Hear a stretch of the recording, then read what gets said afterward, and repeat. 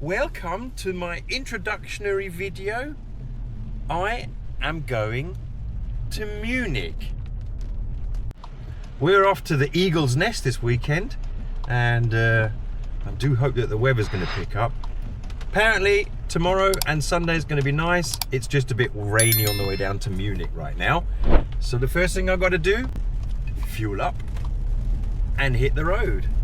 It's a 6-hour drive from here. Yeah, nothing too spectacular because it's all on the Autobahn. So I'll just be chilling my way down there, and let's see how the weekend goes. Looking forward to this one. So see you later. Yeah. So how far have we got? I've been on the road for about an hour and a half, I think. Done about 150 kilometers, and I am just traveling through an area of Germany that we call the Kasseler Berge. This is on the A7, the Autobahn 7. This is a tempo, German word. This is a speed limit free zone. And if it wasn't for all the trucks on the road, you can have an amazing time on the A7.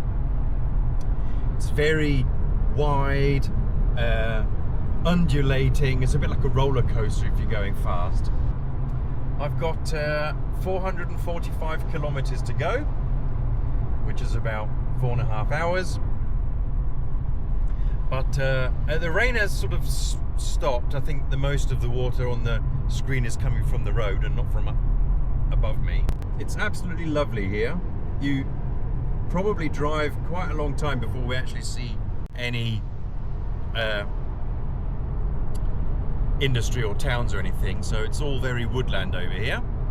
13 degrees, lovely German summer, and yeah, just wanted to update you on where I am. So probably a couple of updates before we get to Munich, but I'm just taking things easy. I'm traveling around 120 k's an hour. If you just look in there, look, see. So what's that? It's about 70 miles an hour or something like that. Yeah, so I'll speak to you soon.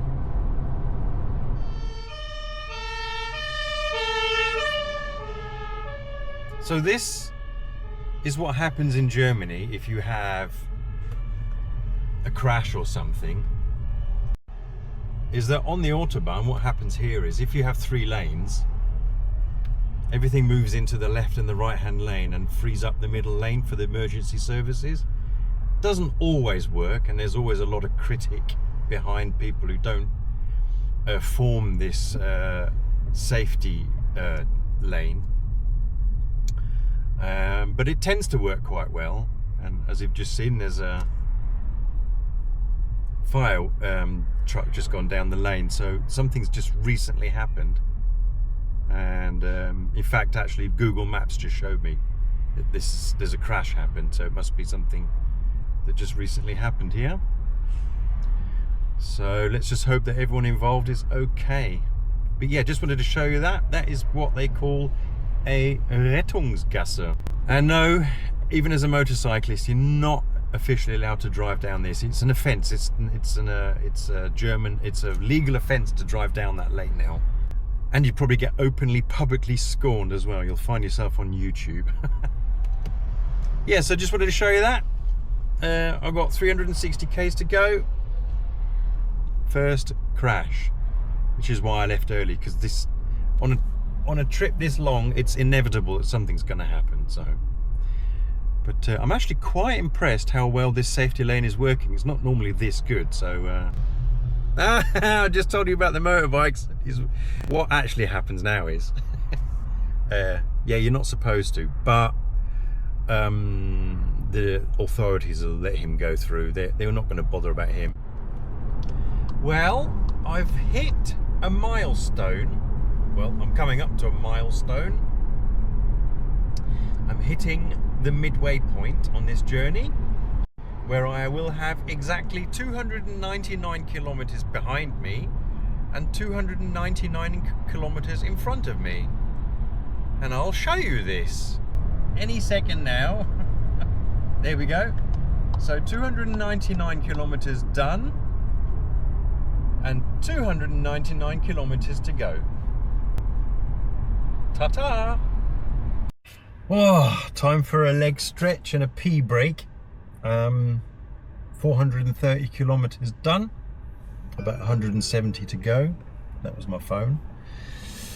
And as you can see, weather's still great, isn't it? Typical German weather, summer. But I don't want to complain. At least I'm inside. I've seen lots of motorbikes out today, and they're not having a nice time. So I've got loads of time. I think Nick's, he's just wrote to me, he's just boarding now. So he's in Gatwick, getting on the plane to fly all the way over here, and I'm like 2 hours drive away, so I'll get there about an hour too early, to be honest. But there you go. So yeah, I'll see you probably when I get there.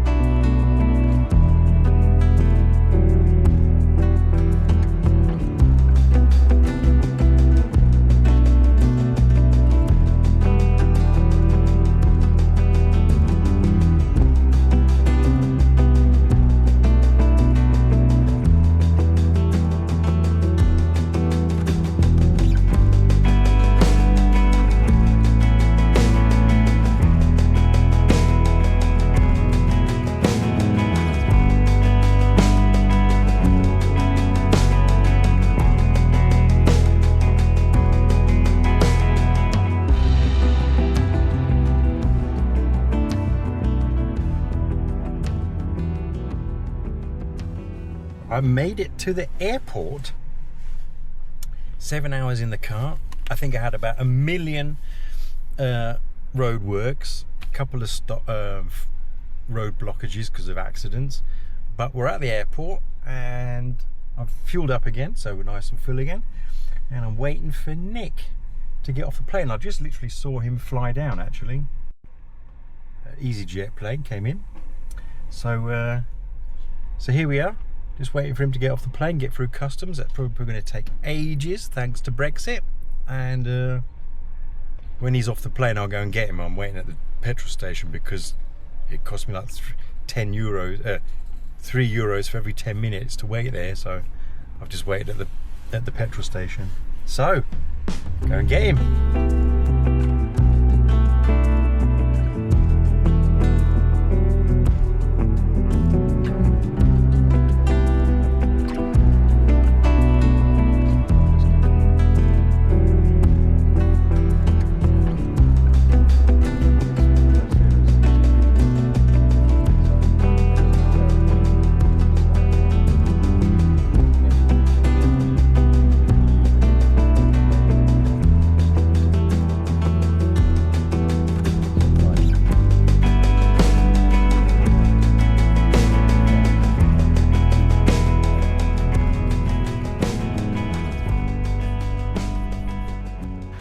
Well, we've made it. We're here at the car park of the Eagle's Nest. And now we've got to walk up there. How are you feeling?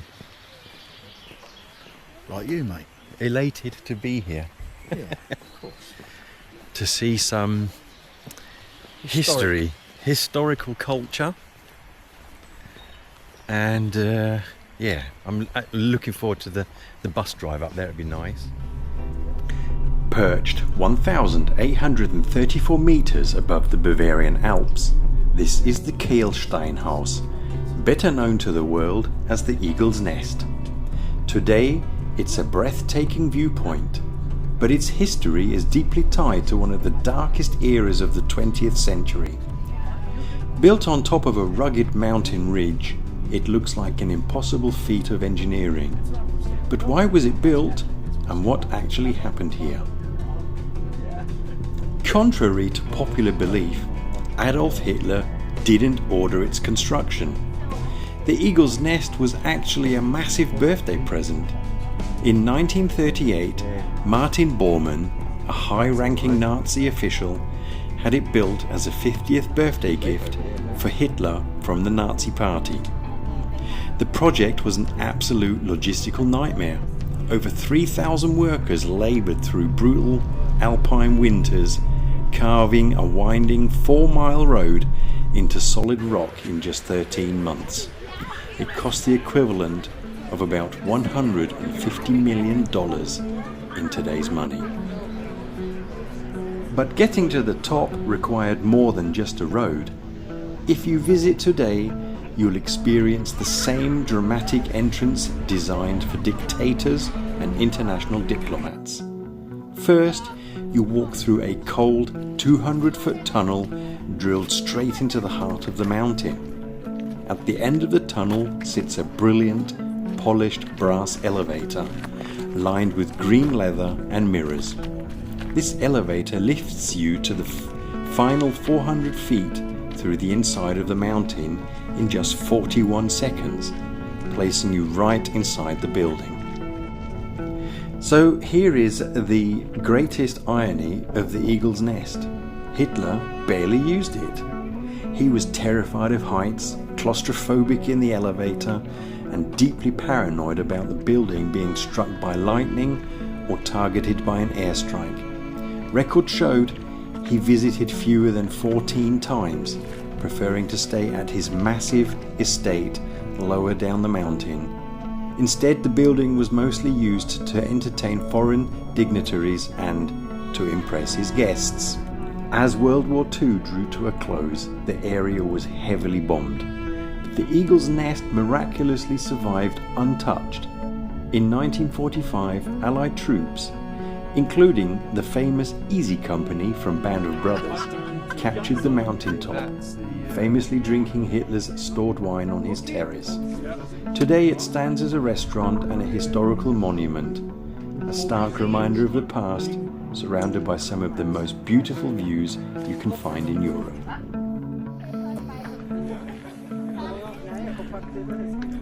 So here we are up at the Eagle's Nest, about 1,800 meters up, and it's busy today.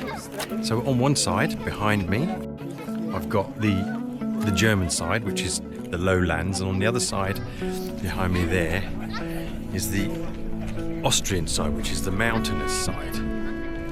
So just wanted to get up here and have a look, take some photos. One of the places to have seen and been, and so here we are. So.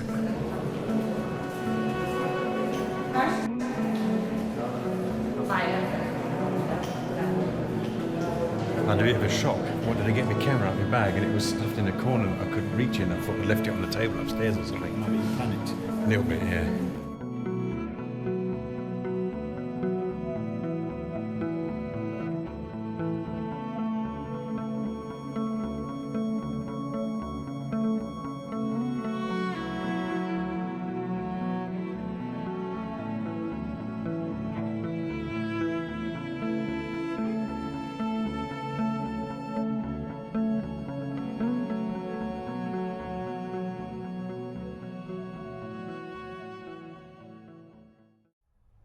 I'm on my way back home. I've dropped my mate off at the airport, so have a safe flight, Nick.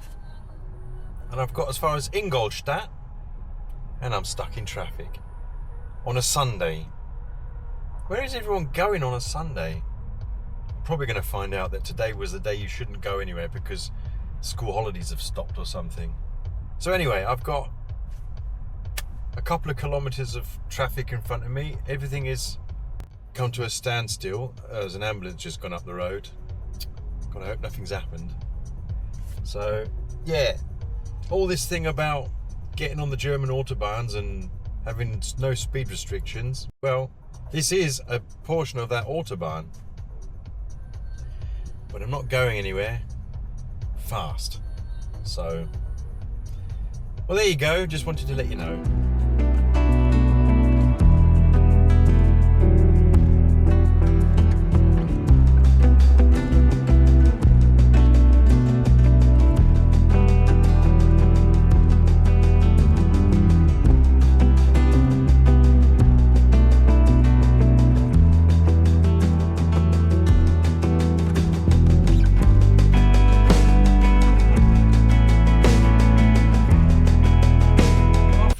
I am back home in a few meters. So that was the end of that weekend. Another one crossed off the bucket list. And now we're home. Something to eat, relax, and chill out. 1,600 kilometers in the last 2 days. Great, isn't it? So there you go. Bye-bye.